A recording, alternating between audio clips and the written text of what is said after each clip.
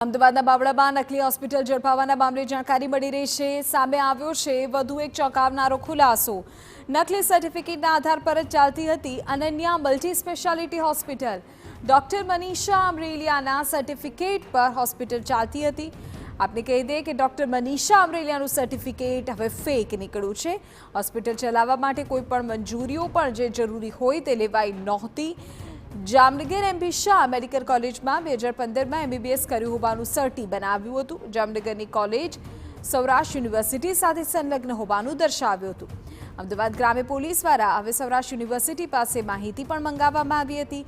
જોકે આ નામની કોઈ વ્યક્તિએ અભ્યાસ કર્યો હોય તેવું રેકોર્ડમાં જણાવાયું નહીં। હોસ્પિટલમાં સગીરાના મોત બાદ નકલી હોસ્પિટલનો ભાંડો ફૂટ્યો હતો। અત્યાર સુધી આ કેસમાં કુલ 8 આરોપીની ધરપકડ થઈ ગઈ છે। મનીષા અમરેલિયા અને મેહુલ ચાવડા અત્યારે ફરાર છે।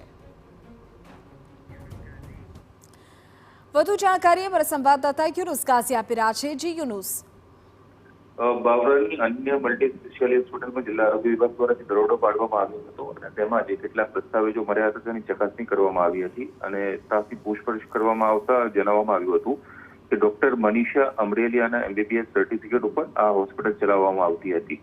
જોકે જિલ્લા આરોગ્ય વિભાગ દ્વારા અને બાદમાં પોલીસે જે એફઆઈઆર રજીસ્ટર કરી અને જે તપાસ કરવામાં આવી તેમાં પોલીસ દ્વારા જે યુનિવર્સિટી છે તેની પાસેથી રેકોર્ડ માંગવામાં આવ્યો હતો અને સૌરાષ્ટ્ર યુનિવર્સિટી પાસે જે રેકોર્ડ માંગવામાં આવ્યો તેમાં મનીષા અમરેલિયા નામની કોઈ પણ વ્યક્તિએ એમબીબીએસ નહીં કર્યું હોવાનો યુનિવર્સિટી દ્વારા રિપોર્ટ આપવામાં આવ્યો હતો અને તેના આધારે હવે કેરાલા જીઆઈડીસી પોલીસ દ્વારા જે અગાઉ ગુનો દાખલ કરવામાં આવ્યો હતો નકલી હોસ્પિટલ ચલાવવા મામલે તેમાં વધુ કલમોનો ઉમેરો કરવામાં આવ્યો છે અને બોગસ દસ્તાવેજો ઉભા કરવા અને ગેરમાર્ગે દોરવા સહિતની જે કલમોનો ઉમેરો કરીને આગળની કાર્યવાહી શરૂ કરવામાં આવી છે।